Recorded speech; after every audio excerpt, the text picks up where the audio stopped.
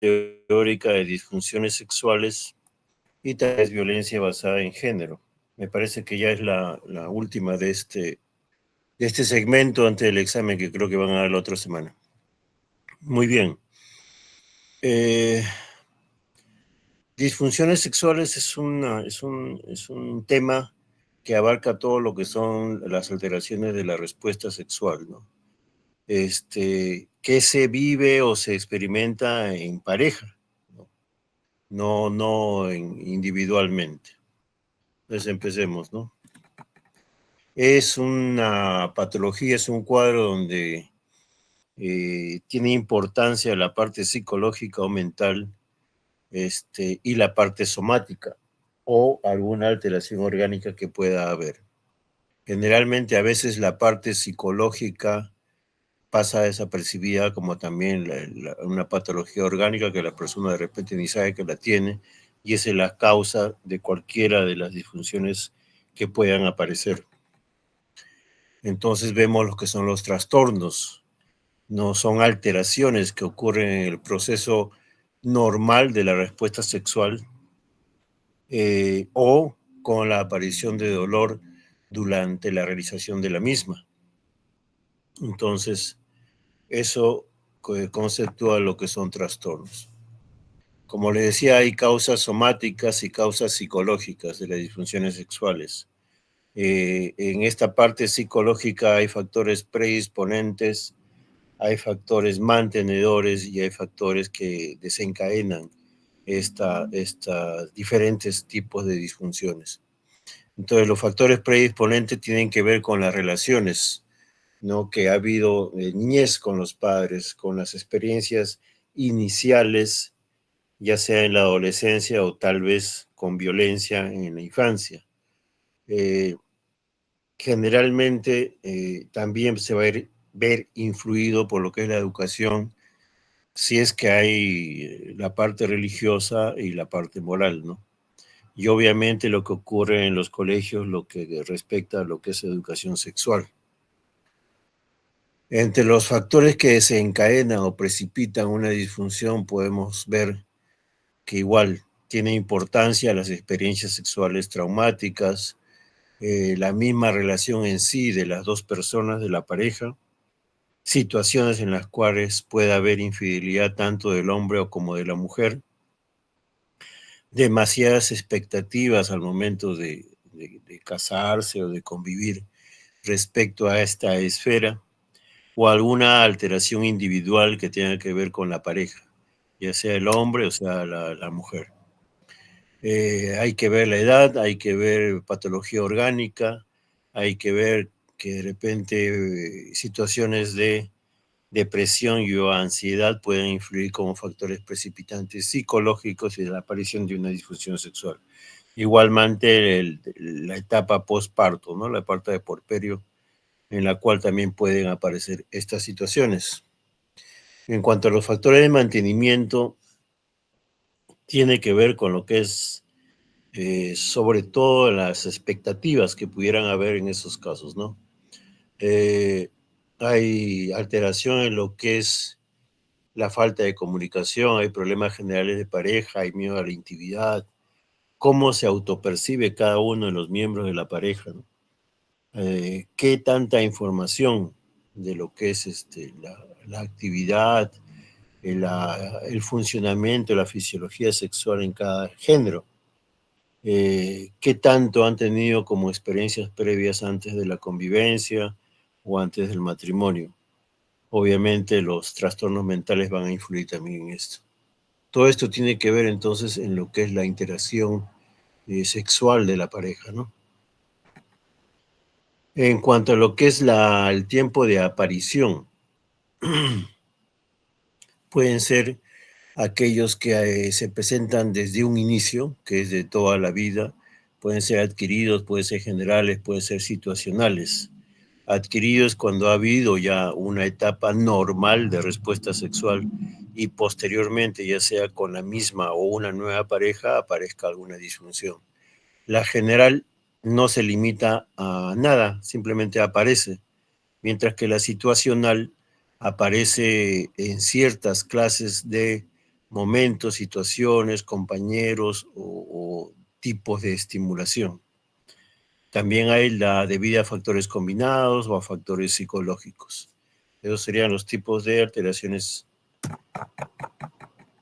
psicológicas. Entonces, ¿qué es una disfunción sexual?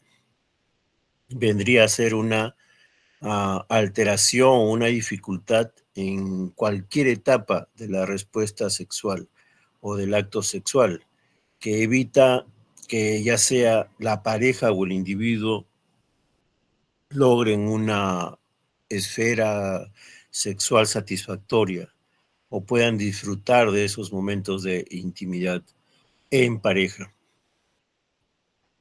Hay factores emocionales, hay factores físicos que influyen como causa para la aparición de una disfunción sexual. Uh, Entre los emocionales, ya los hemos mencionado, pueden haber problemas interpersonales, puede haber problemas de pareja o falta de confianza o comunicación entre los dos. Problemas psicológicos ya sean de ambas partes o individuales. Depresión, miedos, culpas, traumas, todo lo que tenga que ver con la parte emocional. En cuanto a los factores orgánicos o físicos, consumo de drogas, consumo de medicinas que puedan influir en ciertas disfunciones sexuales que podrían aparecer. Enfermedades, sobre todo las endocrinas, ¿no?, que pueden aparecer y que influyen bastante tanto en el hombre como en la mujer. Deficiencias hormonales que pueden presentarse inclusive desde jóvenes, ¿no? Y algunas enfermedades congénitas que por su alteración ya innata, obviamente a presentar estas situaciones. ¿Cómo se clasifica lo que son las disfunciones según su origen causal? Tenemos lo que son la parte orgánica, la parte funcional y la parte psicógena. En la parte orgánica, por ejemplo, alteraciones del sistema nervioso central que van a tener que influir con lo que es la inervación de la misma respuesta neurológica para que ocurra las diferentes tipos o etapas de la respuesta sexual. La parte funcional, las alteraciones hormonales en las alteraciones endocrinas, la parte psicógena, que puede tener que ver con estados de ansiedad, depresión, estrés, y que pueden ser causa de la aparición de estas disfunciones. Por lo tanto, hay que ver qué factores, en este caso orgánicos, en cuanto a lo que son enfermedades, podrían influir en la aparición de estas disfunciones antes de centrarnos en cada una de ellas. Tenemos los factores de riesgo cardiovascular, donde podemos ver la edad, niveles de hipertensión arterial o no, ver colesterol, ver la actividad física, el consumo de tabaco también puede influir en eso. Las disfunciones sexuales, la gran mayoría de ellas tienen como causa orgánica una disfunción vascular, ¿no?, que es la causa más común de la aparición de disfunciones sexuales. Hay también lo que son las alteraciones hormonales o patologías endocrinas como la diabetes, donde igualmente pues, se evidencia hay una alteración a nivel de la parte vascular, no del sistema nervioso, inclusive de la parte hormonal. Se dice que más o menos en una persona con 10 años de diabético tiene la mitad del 50% de posibilidades de desarrollar una disfunción eréctil. Eso es en cuanto al hombre. Y una disminución de la lubricación en cuanto a la mujer. Hay trastornos metabólicos que pueden influir en todos estos aspectos. En las otras alteraciones endocrinas u hormonales tenemos el hipogonadismo, el hipopituitarismo, la hiperprolactinemia, que es frecuente a veces en las mujeres, y sobre todo las alteraciones tiroideas.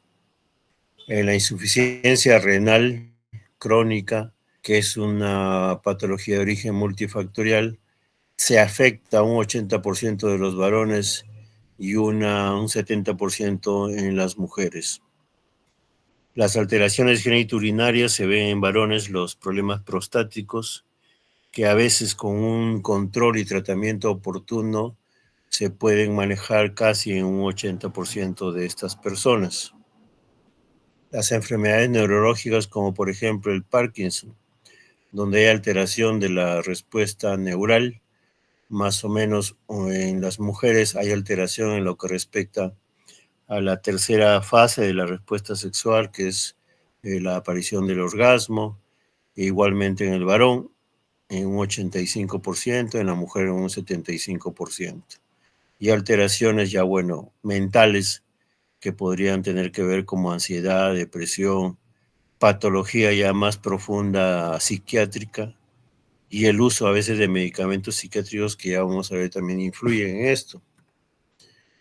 Esto creo que ya lo han hecho, que es la respuesta sexual, tiene 4 fases, es la excitación, la meseta, el orgasmo, la resolución, que se cumple tanto en el hombre como en la mujer, y en cada uno de ellos estas fases se desarrollan con cambios físicos localizados en el área genital de cada género. Esa es la respuesta sexual en el varón. Acá tenemos la respuesta fisiológica sexual en la mujer. Y en cada una de estas etapas o fases pueden presentarse los diferentes tipos de disfunciones. Entonces, ¿cómo se clasifican estos según estas etapas? Hay trastornos del deseo sexual, trastornos de la excitación sexual, trastornos orgásmicos y trastornos sexuales cuando aparece dolor, ¿no? En la alteración del deseo sexual puede haber un deseo sexual hipoactivo, puede aparecer un miedo o aversión al sexo. En la parte de excitación sexual, trastornos en la misma en la mujer, como también en el varón, que se expresa con disfunciones eréctiles. En cuanto a la fase orgásmica, puede ser en el hombre, en el varón. En la mujer se va a evidenciar con la ausencia, ¿no?, de esta fase de su respuesta sexual. Y en el hombre, alteración ya sea con eyaculación precoz o eyaculación retardada. Y cuando aparece dolor, obviamente esto tiene su nombre, sobre todo en la mujer, en la cual aparecen lo que es el vaginismo y la dispareunia. Pueden haber otras clasificaciones de acuerdo a, por ejemplo, el uso de sustancias o medicinas que pocas veces se ve, pero también hay que considerarlas. Entonces, para poder identificar y ver qué disfunción sexual tiene la persona o el paciente que ha venido a la consulta, tenemos que hacer el uso de la historia médica sexual. No, esta tiene que realizarse con una empatía adecuada, tiene que ser natural, objetiva, utilizando el lenguaje adecuado de la persona de la cual estamos entrevistando. Hay que escuchar su respuesta, su información que da para poder determinar qué tipo de patología es la que tiene o la que trae. Por lo tanto, hay que ver la parte médica, la parte social, la parte psicológica, la parte de relaciones con su pareja, la parte sexual de la pareja, y eso nos va a servir de manera general para poder identificar la disfunción. Hay que hacer una historia clínica sexual con datos de filiación, el motivo de consulta, hay que hacer la evaluación tanto orgánica como psicológica, hay que hacer una historia psicosexual, hay que ver la parte social y cómo vive la persona y sobre todo cuál es la relación que puede existir con la pareja. Todo esto se registra en esta historia clínica y de acuerdo a ello podemos hacer la clasificación de la disfunción que podría tener. La exploración física hay que ver aspectos generales. En cuanto a lo que son caracteres sexuales secundarios, hay que ver una evaluación ya especializada por cada aparato o sistema, el sistema cardiovascular, el sistema genitourinario, el nervioso, y hay que hacer una exploración general completa. Estos son los medicamentos que pudieran influir en ciertas disfunciones sexuales, ¿no? Tenemos que puedan afectar disminución del deseo, de disfunción eréctil o alteraciones en la excitación, tanto en la mujer como en la eyaculación en el varón. Acá tienen importancia todos los medicamentos psiquiátricos, que pueden causar alteraciones en estas fases de la respuesta sexual. Ahí tienen una relación de cada uno de ellos, ¿no? También pueden hacer que se presenten alteraciones hormonales que a su vez, debido a esta propia alteración, pueden influir en la aparición de estas disfunciones en cualquiera de las fases de la respuesta sexual. Hay inclusive lo que se maneja para lo que es en la parte de gastroenterología, en cardiología, hay diuréticos, beta bloqueadores, hay cardiotónicos como la digoxina, antihipertensivos, ¿no? Entonces, siempre hay que descartar, señor, señora, pareja, qué medicamento está usando, ¿no? Y en eso ya hacer un descarte de que podría ser un posible origen. ¿Qué pruebas se realizan? Hemograma, perfil lipídico, glucemia, enzimas hepáticas, creatinina, valoración hormonal. Es decir, hay que hacer una serie de exámenes que nos descarten cada uno de los diagnósticos diferenciales en cuanto a los tipos de disfunción, ¿no? Y de repente alguna específica para cada tipo de disfunción. La primera, la que ocurre en los varones, que es muy frecuente, la disfunción eréctil. No, esta está considerada como una incapacidad para conseguir o mantener una erección peniana con la suficiente rigidez como para llevar a cabo relaciones sexuales coitales satisfactorias, ¿no? Entonces, esto puede aparecer inclusive en personas jóvenes, pero es más frecuente conforme avanza la edad. Más esto ya lo saben ustedes, la fisiología de la erección es, al aparecer, la primera fase de la respuesta sexual en el varón, es decir, la excitación. Hay flujo sanguíneo por las arterias del pene que se abren y aumenta, por tanto, la presión y las venas se estrechan.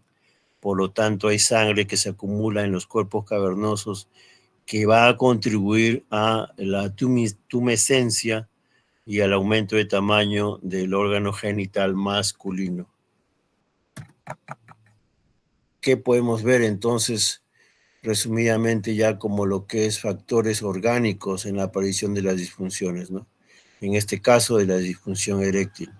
Problemas orgánicos como patologías endocrinas, diabetes, trastornos metabólicos como la obesidad, la dislipidemia, aparición de problemas cardiovasculares como hipertensión y los hábitos como el tabaquismo, ¿no? Si esto se combina con una enfermedad cardiovascular que influya en lo que es patología endotelial, esa va a ser la causa principal de la aparición de esta disfunción, de lo que es la disfunción eréctil. Igualmente, como dijimos de manera general, va a haber factores predisponentes, precipitantes y mantenedores.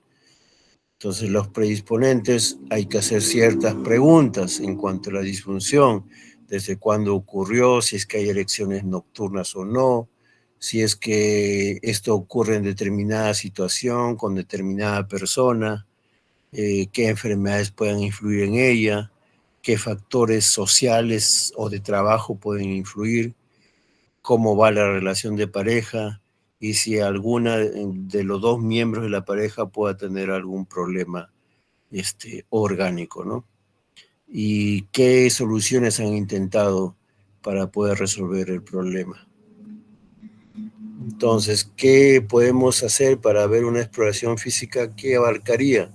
Para ver lo que es la disfunción eréctil hay que ver la anatomía, deformidades penianas, alteraciones en los genitales, hay que ver patologías vasculares, patologías neurológicas y patologías endocrinas que ya mencionamos hace un momento.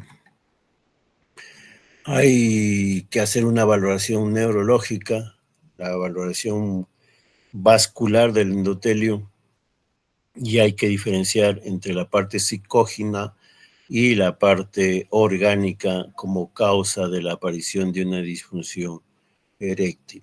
Si es que no estamos en la capacidad de realizar esto, hay que derivarlo a la persona que tiene la especialidad de lo que es manejo de trastornos sexuales, ¿no? En cuanto al tratamiento de la disfunción eréctil, eh, actualmente se basa en lo que es dependiendo de las causas. Si hay patologías, hay que controlar estas patologías y solucionarlas de la mejor manera. Y hay también un arsenal farmacológico, ¿no? Que apareció más o menos en el año 2000, ¿no? Y tenemos esta secuencia, ¿no? De lo que es mejorar lo que es el flujo vascular a nivel del órgano genital masculino. Tenemos acá el sildenafildo, el tadalafildo, el vardenafilo, que se van a diferenciar en sí en lo que es el tiempo de latencia hasta que hagan efecto, ¿no? Generalmente el original fue el sildenafil o el nombre comercial era el Viagra. Este tenía más o menos una latencia de media hora a hora en aparición del efecto. Conforme avanzó con el tiempo, esto se redujo ya a 30 minutos y finalmente a 10 minutos con el vardenafilo. En cuanto a la duración, el sildenafilo generalmente es de 12 horas. El tadalafilo puede durar hasta 3 días, no, día y medio más o menos, en la cual pueda haber una respuesta a un estímulo y solucionar la parte de lo que es la disfunción. La tasa de éxito depende de la dosis, ¿no? Casi un 80% es con la máxima dosis de los diferentes medicamentos que se usan para esto. Y los efectos secundarios son los mismos del sildenafilo original, ¿no? Como son la aparición de cefalea, de flashing, enrojecimiento, dispepsia. Puede haber alteraciones visuales también con el uso crónico ya de estas medicaciones, ¿no? ¿Quiénes no deben usarlas? Pues pacientes cardiovasculares, ¿no? Patología cardíaca, que estén usando nitratos, los que tengan ya problemas coronarios, ¿no? Donadores de óxido nítrico son otro tipo de medicamentos, los que tengan hipotensión arterial, porque van a producir vasodilatación, insuficiencia hepática por su metabolismo, no antecedentes de DCBs, trastornos hereditarios degenerativos de la retina, como le decía, produce alteraciones visuales, la llamada visión azul. Las cosas tienden a tener una tonalidad azul en aquellas personas u hombres que lo usan de manera crónica. Y obviamente una disminución de la respuesta sexual primaria, ¿no? En estos pacientes que usan por tiempo crónico estas medicinas. Otra posibilidad en cuanto al tratamiento de la disfunción eréctil son las inyecciones en los cuerpos cavernosos, ¿no? Se inyectan vasodilatadores que producen un efecto similar a lo que es la fisiología normal de la respuesta sexual, ¿no? Esto es ya más invasivo. Otra posibilidad es la bomba de vacío o vacuum, que igual va a causar el mismo mecanismo, un atrapamiento de la sangre y una aspiración de la sangre que va a producir la tumescencia del órgano genital masculino, ¿no? En casos que más extremos, ya de último recurso, son las prótesis, que son mecanismos en los cuales se introducen ya vía cirugía dispositivos que logran producir una erección artificial con la introducción de un líquido que se localiza justamente en las bolsas escrotales, ¿no? Entonces, más o menos esta es la pirámide donde la base son los medicamentos que ayudan en lo que es el flujo vascular, producen vasodilatación, las inyecciones que ya les mencioné, la bomba de vacío y las prótesis, ¿no? Todo esto siempre debería ir acompañado de una terapia sexual adecuada. Otra disfunción en lo que es el varón es la eyaculación precoz, que se conceptúa o define como la eyaculación persistente o recurrente como respuesta a una estimulación sexual mínima que podría aparecer antes, durante o poco después de la penetración y antes de que el hombre lo desee. O sea, no está en su dominio, no está en su capacidad de detenerlo, ¿no? Entonces, eso constituye la disfunción. Y hay factores, pues, orgánicos, drogas, que tampoco o mucha es la estimulación, alteraciones neurológicas que influyan en el reflejo eyaculatorio, en alteraciones orgánicas como en la próstata, ¿no? Alteraciones en cuanto a lo que es un déficit de habilidades sexuales o ansiedad que puede haber en el varón, ¿no? Y obviamente las consecuencias que podrían haber en la esfera psicógena o psicológica en el hombre. Hay que ver la relación de pareja, ¿no? Entonces, es una evaluación que hay que hacer para identificar estas causas de lo que es una fase de orgásmica alterada, ¿no? Que no cumple el tiempo adecuado en cuanto a lo que es el desarrollo del acto sexual normal. Hay que ver el tiempo desde cuando ocurre, si es que hay o no un control, un dominio por parte de la persona, cuánto tiempo tiene de pareja estable o pareja ocasional, ¿no? Con qué frecuencia mantiene su actividad sexual, si es que ha habido alguna otra disfunción asociada a ella, ver las situaciones actuales con la pareja, ¿no? A veces con la pareja hay el problema y cuando hay otras parejas de repente hay la ausencia del problema. Entonces todo eso hay que evaluarlo bien, qué soluciones pudo haber dado esta persona a su problema y eso anotarlo en su historia clínica sexual. ¿Qué es lo que se puede hacer con estos pacientes? El uso de antidepresivos.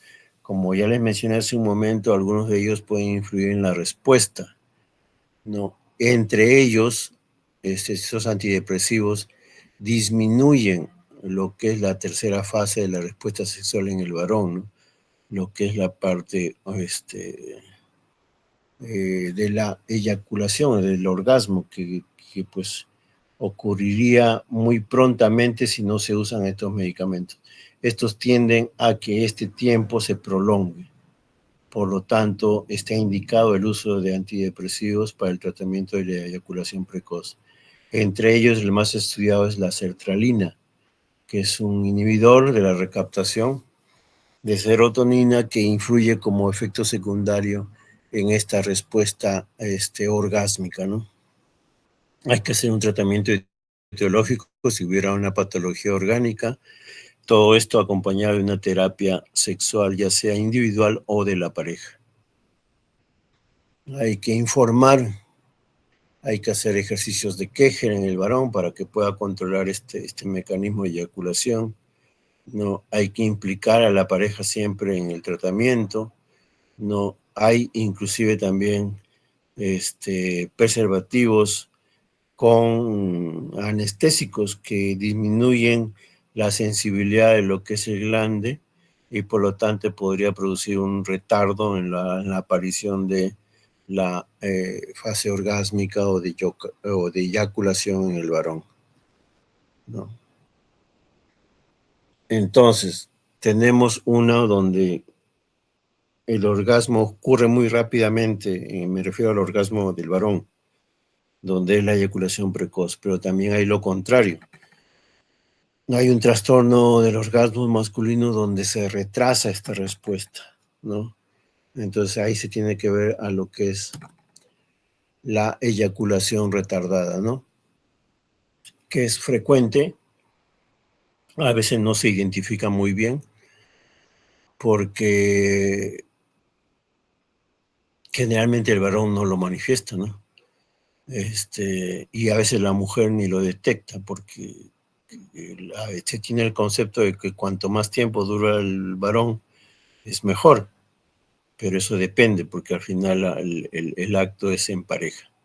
Entonces, esta disfunción aparece en el varón que sin desearlo y al menos durante 6 meses va a presentar un retardo, una infrecuencia marcada o una ausencia de eyaculación en casi todas o en todas ocasiones, más o menos un 75 a 100% de las situaciones en la cual pueda presentarse. Entonces, obviamente, produciendo una alteración en la persona misma del varón, ¿no? Y también en la pareja. Esto obviamente tiene que descartarse que no esté asociado a un trastorno mental no sexual, ¿no? Una alteración de la relación de pareja, ni a factores estresantes importantes que puedan influir en su aparición, o que no esté debida a un uso de sustancias como son los antidepresivos, ¿no? En una persona que no tiene eyaculación precoz y toma antidepresivos, puede presentarte este trastorno, pero sería ya artificial, producido por medicinas, ¿no? Se dice que el tiempo de latencia normal para producirse la eyaculación es de 3 a 6 minutos de iniciado un acto sexual. Eso es el promedio normal, ¿no? Obviamente en esta disfunción esto se prolonga. ¿Cómo se clasifica? En ligera, moderada y severa, ¿no? Cuando es ligera se produce en la pareja y generalmente es más de 30 a 45 minutos en el cual no puede lograr esta fase orgásmica o eyaculatoria. En de tipo moderada, el varón o el hombre eyacula solamente en presencia de la pareja, pero cuando hay otro estímulo asociado, ya sea oral o manual, ¿no? Y la severa es cuando el varón solamente puede presentar esta fase orgásmica estando solo, ¿no? Y con autoestimulación. ¿Qué etiologías o factores causales pueden haber? Son los orgánicos, los psicológicos. Ya se mencionó en forma genérica las enfermedades neurológicas, ¿no? El consumo de medicamentos o sustancias psicoactivas que pueden influir en la aparición. Todo lo que es las causas psicológicas también ya los vimos. Se presenta cuando hay un control muy rígido de las sensaciones, desarrollando una discriminación exquisita respecto al mínimo cambio sensorial. ¿A qué se refiere eso? A que muchas veces el varón, ante la respuesta orgánica o física de la pareja, puede presentar rápidamente a veces una influencia negativa en lo que es la aparición de su fase orgásmica, ¿no? Entonces, al perder ya sea la atracción o la sensación, obviamente no se va a producir. ¿Qué educación sexual tuvo el varón? No se sabe. ¿Qué actividad de repente con precoces tuvo o no? ¿No? Y qué dificultades pueden haber con la pareja, al menos que con la que presenta esta disfunción, ¿no? En esta disfunción hay factores mantenedores, ¿no? Que son los psicológicos. La ansiedad es la más importante de todas, que producen reflejo, una especie de feedback que al final altera toda la parte de la respuesta normal, ¿no? Problemas con el deseo sexual de base, ¿no? ¿Qué tanto puede haber de influencia justamente en la respuesta que pueda tener la mujer, ¿no? Entonces, hay que ver bien esta parte y evaluarla bien para poder identificar estos factores psicológicos. Los factores de tratamiento terapéutico son lo que mencionamos ya: psicoterapia, ver tratamientos psicológicos, ¿no? Donde se trata de focalizar bien la recepción sensorial, ¿no? Que te lleve o que lleve a la persona a un estado de excitación donde pueda aparecer la tercera fase de su respuesta sexual, ¿no? Puede haber inclusive participación importante de la pareja en el logro de estas terapias. Muy bien, esas serán las principales correspondientes al varón. También tenemos ahora la parte de las mujeres, donde aparecen también disfunciones en cualquiera de estas etapas o fases de la respuesta sexual femenina. Entonces tenemos el primero, lo que son los trastornos del deseo. Estos pueden ser trastornos hipoactivos del deseo sexual, trastornos por aversión al sexo y trastornos de la tercera fase o de excitación, de la primera fase o de excitación sexual. El trastorno hipoactivo del deseo sexual es una deficiencia persistente o recurrente o tal vez ausencia, ya sea de pensamientos sexuales, fantasías y o deseo a la actividad sexual. Esto tiene que producirle a la mujer una angustia personal por la presencia de esta patología, ¿no? De esta ausencia de respuesta. Si no hubiera esta angustia, ya no sería clasificada como un trastorno hipoactivo de deseo sexual, sino sería simplemente un bajo deseo sexual y no se consideraría un trastorno. En el trastorno por aversión al sexo es la aversión extrema, con evitación de todos los contactos sexuales, ¿no? Y en cuanto a trastorno de la excitación sexual, se define o conceptúa como la incapacidad para obtener o mantener una lubricación adecuada durante la primera fase o de excitación hasta la fase final de la actividad sexual. Entonces, no olviden que en la primera tiene que haber una presentación de este estado emocional de angustia. ¿Con qué frecuencia? Más o menos el 10% de la población femenina puede presentar este problema. La etiología es difícil a veces de localizar o identificar, ¿no? Pero como ya se mencionó, hay que ver toda la historia clínica, hay que hacer todos los exámenes necesarios y así poder identificar por lo menos la parte orgánica, qué alteración podría haber. La parte emocional también es muy importante. Recuerden que es un problema de mente y cuerpo, inclusive a veces más mente que cuerpo. Entonces, hay que hacer una identificación de ello. Otra fase de la respuesta sexual femenina es el propio orgasmo. ¿Qué son estos trastornos del orgasmo? Son ausencias o retrasos en la aparición del mismo tras una fase de excitación normal. Tenemos lo que es la anorgasmia primaria, la secundaria y la situacional.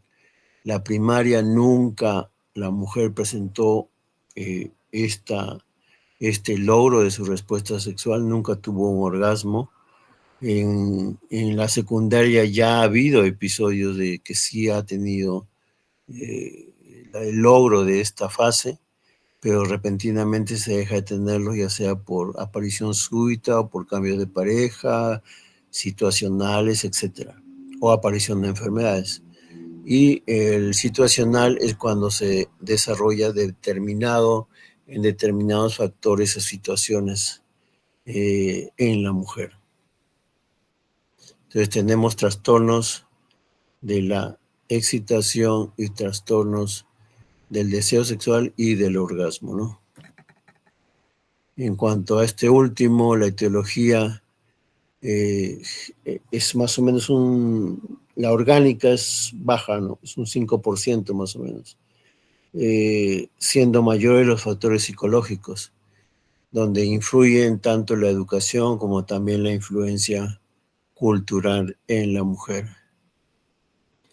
Los trastornos por dolor, tenemos lo que es el vaginismo y la dispareunia, ¿no? Que pueden aparecer en algunas cantidades de mujeres, más o menos en un 2% de la población femenina en general, siendo la parte psicológica la principal responsable de la aparición de este trastorno de dolor, ¿no?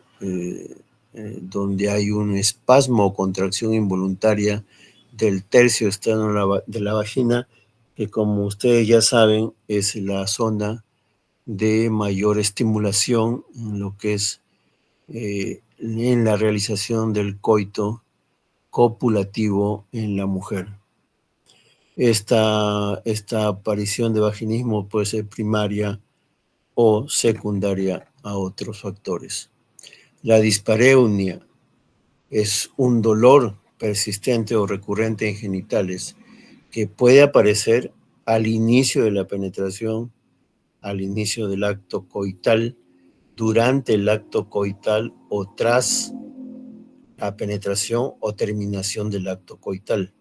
Puede ser en todo ese amplio rango de aparición. Y igualmente que el vaginismo más o menos afecta a un 2% de la población femenina. Y tiene también sus factores, ¿no? Psicológicos, relacionales, educacionales, ¿no? Que pueden influir en la aparición de este problema. Bueno, la relación entre vaginismo y dispareunia a veces están asociados, ¿no? Generalmente los problemas inflamatorios o infecciones que pueda haber en la zona vaginal pueden influir en la aparición tanto de el vaginismo como la dispareunia. No, la parte psicológica a veces puede identificarse en los primeros encuentros sexuales donde apareció el dolor. Por lo tanto, la mujer tendrá miedo al dolor, ¿no? Y miedo, por lo tanto, al coito. Conflictos psicológicos ya diferentes también pueden influir en la esfera sexual. La ansiedad, los problemas con la pareja, en la misma relación de pareja, pueden aparecer estas patologías de vaginismo o dispareunia. Entonces creo que estas son las principales, creo que hay más, vamos a ver. Sí, estas son las principales disfunciones sexuales que puedan aparecer en la pareja, ya sea en el varón o en la mujer. Esta es la primera parte de la teoría. Hay una segunda parte que corresponde a lo que es violencia basada en género. No, esto lo vamos a ver brevemente, que es muy importante porque esto ustedes lo van a ver cuando estén en sus postas, cuando estén de interno, cuando estén rotando en los centros de salud como interno y ya después como médico general cuando esté en el SERUM, ¿no? Entonces hay que ver ciertos aspectos de esto también y que está incluido por lo tanto en el sílabus y hay que desarrollarlo, ¿no? Entonces, ¿cómo se conceptúa la violencia de género? Puede ser tanto en el varón como en la mujer, pero generalmente se da con mayor frecuencia en la mujer, ¿no? Y esta la puede padecer de diferentes maneras, física, psicológica, verbal, en fin, depende, ¿no? Pero siempre hay un acto de poder por parte de uno de los dos sobre el otro, sobre la pareja, ¿no? Y que tiene sus efectos en la esfera orgánica como también psicológica. Entonces, eso es lo que tenemos que ver y se va a conceptuar como cualquier acto violento o agresión basados en una situación de desigualdad en el marco de un sistema de relaciones de dominación, generalmente de los hombres sobre las mujeres, pero también podría ser viceversa, ¿no? Hay hombres también que son golpeados, agredidos ya físicamente y también verbalmente y psicológicamente, pero es la excepción, ¿no? Generalmente es lo contrario. Las situaciones son de dominio del varón, un dominio patológico sobre la mujer, ¿no? Por eso que se dice que es una situación de desigualdad, ¿no? Eso es importante conceptuarlo bien. Entonces, en cuanto a la parte legal, es considerada como una situación ejercida de hombre hacia mujer, y esto tiene que desarrollarse en un ambiente en el cual este hombre mantiene o ha mantenido una relación sentimental con o sin haber convivido con la pareja, ¿no? Esta situación se presenta con agresiones físicas, que son la culminación de comportamientos de control, dominio y abuso, ¿no? Generalmente ocurre en las primeras etapas de experiencia sexual, como es, por ejemplo, la adolescencia, ¿no? Y a veces, debido a su inmadurez emocional, la adolescente no va a tener conciencia de estar sufriendo esta violencia, porque muchas veces, y hablando de poblaciones, pues, de mujeres generalmente de baja educación y recursos, estas ya han vivido lo que es un hogar disfuncional donde se considera, entre comillas, normal ese tipo de comportamientos. Entonces, eh, para ellos no es algo que tal vez no debería de darse, sino lo contrario, ya lo han visto de niños. Entonces lo consideran normal, entre comillas, ¿no? Entonces pueden haber tipos de violencia, la física, la psicológica y la de agresión sexual. Entonces, eh, se conceptúa, por lo tanto, como cualquier acción o conducta basada en su género que cause muerte, daño, sufrimiento físico, sufrimiento sexual o sufrimiento psicológico a la mujer, ya sea en la parte pública como también en la parte privada, ¿no? Que esto se produzca en público o en el hogar, ¿no?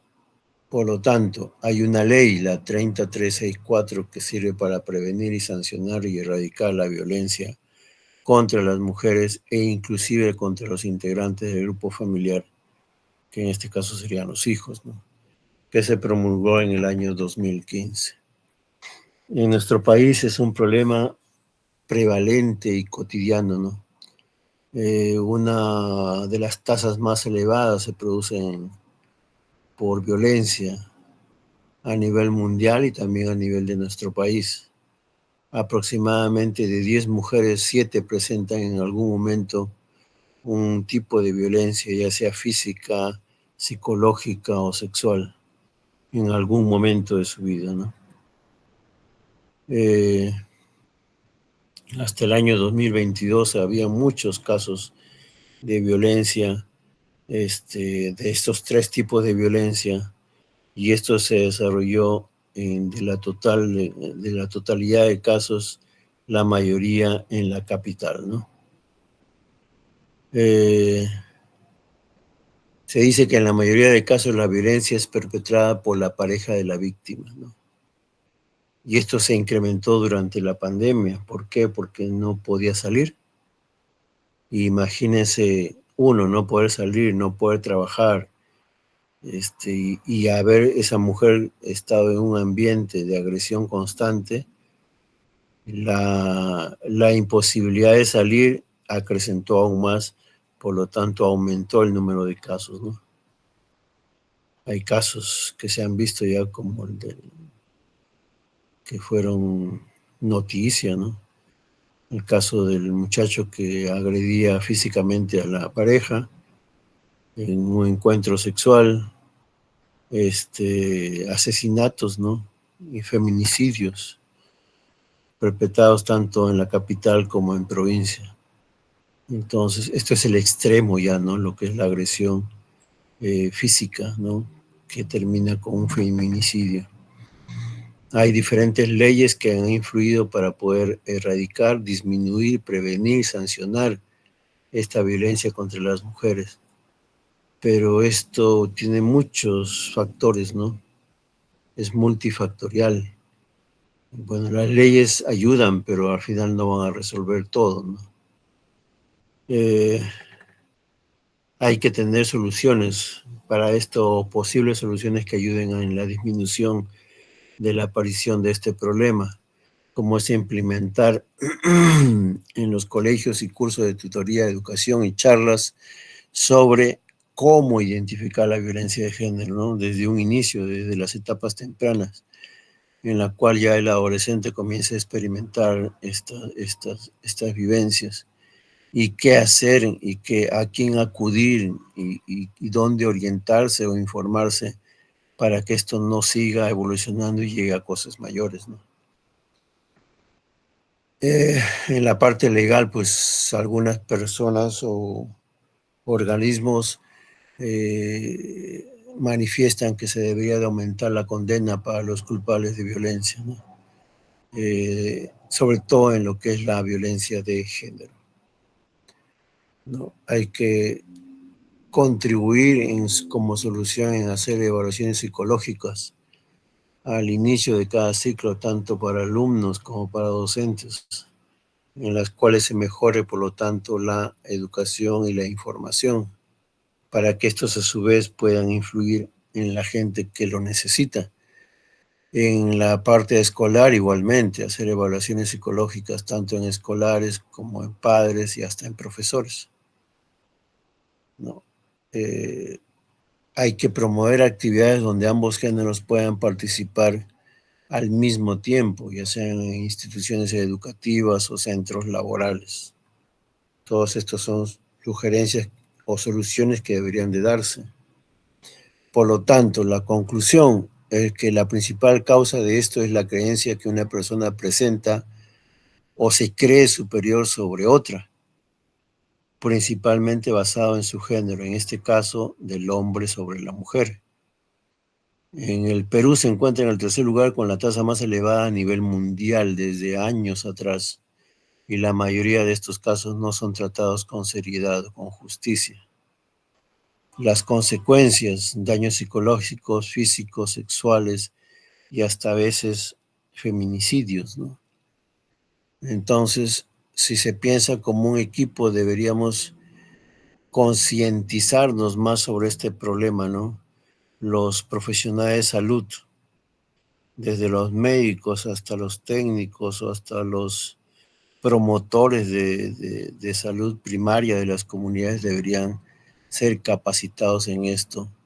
Inclusive hay ahora, desde hace 2 años, hay unos programas en los centros de salud donde se contrata personal, tanto de psiquiatras como también de obstetrices que se dedican solamente a este problema, a lo que es violencia basada en género. Ha habido partidas que son destinadas solamente al tratamiento de este problema.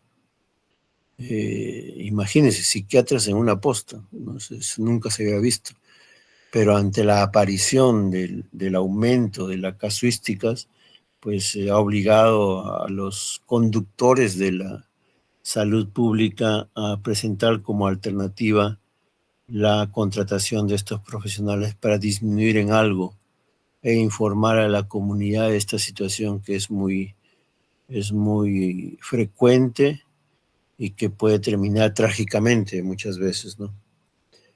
Hay una parte de lo que es la violencia basada en género donde se llega a producir agresión sexual, ¿no?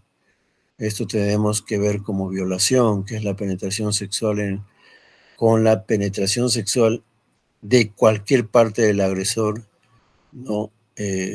Ya sea con su persona o con un objeto en la persona agredida, ¿no? En el caso de coito o cópula puede haber o no emisión de semen, ¿no? Por lo tanto, ¿qué es lo que uno hace como profesional de salud? Es la atención de la víctima. Los que hacemos guardia, los que vemos este tipo de problemas, llegan muy frecuentemente al tópico de la guardia, ¿no? Mujeres que han sido agredidas físicamente, productos de violación sexual de diferentes edades. Hemos tenido oportunidad de ver niñas, ¿no? De 11 años, de 10 años, de 12 años, agredidas, violentadas físicamente, como también de mujeres mayores, ¿no? Y que acuden a la posta. Recuerden esto, ustedes van a ser internos de posta y van a ser serumistas de un puesto de salud o de un centro de salud. Y ahí hay, como también hay en la emergencia del hospital, el código violeta. Cuando ustedes escuchen es un paciente código violeta, significa que es un paciente víctima de violencia basada en género y generalmente víctimas de lo que es una agresión sexual o violación. Por lo tanto, en los centros de salud, ya sean postas o centros de mayor capacidad resolutiva llegando hasta el hospital,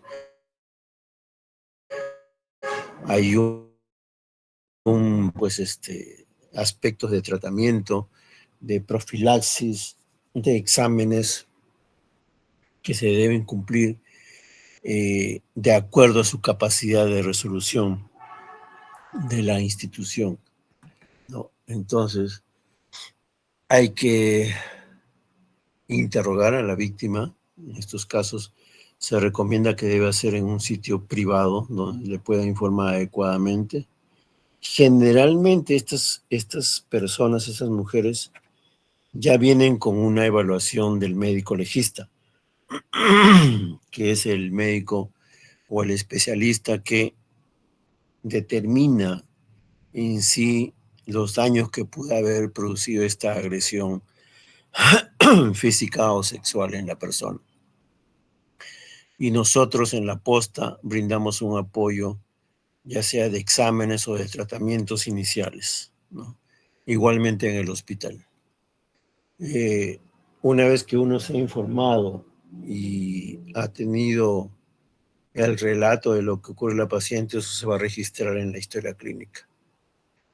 Se debe de informar cómo se le va a apoyar a la niña o a la mujer que ha sufrido esta situación de manera detallada para que lo entienda y lo apruebe, ya sea la madre si es menor de edad o ya sea la mujer si es una persona mayor de edad. Hay que respetar lo que opina la paciente, nunca hay que ponerse en plan de juzgar o de crítica ante el rechazo o no toma de algún tratamiento que de repente la víctima pueda presentar, ¿no? Ni tampoco ante cualquier procedimiento. Muchas veces las víctimas, por el mismo acto de violencia, no quieren hacerse nada, ¿no? Entonces hay que explicarle, pero esto generalmente lo hace ya el médico legista.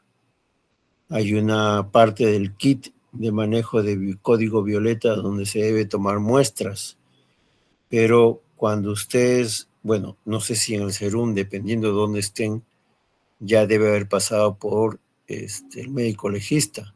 Si no hay médico legista, ahí sí ustedes como médicos generales van a tener que hacer la toma de muestras y esto mandarlo a las instituciones legales para que estos se analicen. Pero si es en hospitales grandes, generalmente ya han sido evaluados por el médico legista. Hay que hacer un examen general, un examen ginecológico, anotación rigurosa de todos los hallazgos, ¿no?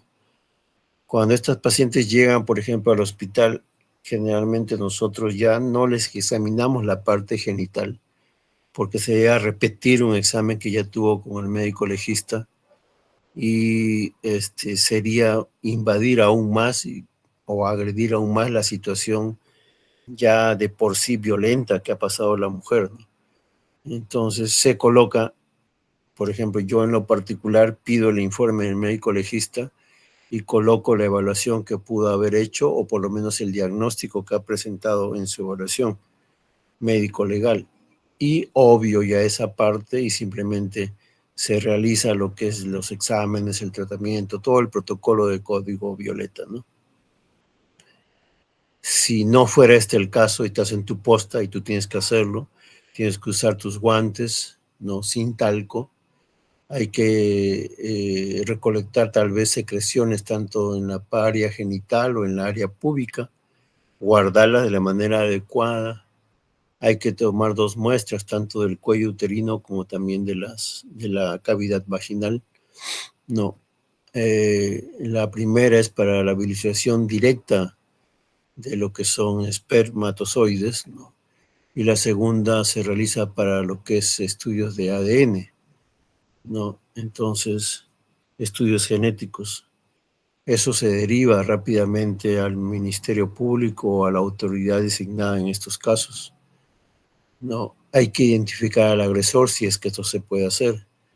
El manejo de la ropa de la víctima, si estás en la posta, tienes que hacer la separación de la parte interna de la parte externa, ¿no? Y guardarlo en bolsa de papel, nunca en de plástico, ¿no? Y realizarlo en las 72 horas de ocurrir los hechos.